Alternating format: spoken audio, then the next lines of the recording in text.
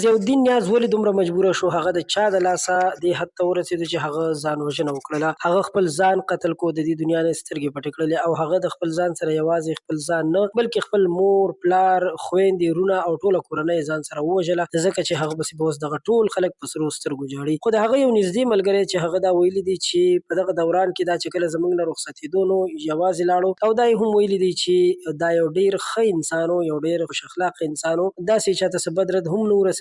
خو البته تر اوسه پورې دوی هم د دې خبرې څه حقیقت معلوم نه کو چې ولې د هلک د ځوان په کومه خبره باندې خپل ځان ووژلو، د خپل ژوند خاتمه یې وکړله. ضیاءالدین نیاز یو ډېر ښکلی او یو ډېر باشعوره زلمی و چې هغه د دغه ډپریشن ښکار شو. اوس معلومه نه ده، زیات کسان وایي چې دا کار ده نه دی کړی، یعنې پخپله یې نه دی کړی، په دې کې به څه کسان شامل وي. خو ځینې کسان وایي چې دا په ذهني دباو کې مبتلا کېدلی شي او د دغه وجې نه کېدی شي د خپل ځان وژلی وي یا یې ځان وژنه کړې وي. نو قدرمنو دوستانو، د ضیاءالدین نیاز باره کې نور معلومات راټولوو چې تاسو ته نور اپډیټ او نور تازه ترین معلومات هم درکوو. تر اوسه پورې هم دومره معلومات تر موږ را رسېدلي وو. ستاسو ټولو یو جهان مننه چې تاسو د ویډیو تر اخره راسره پاتې شوئ.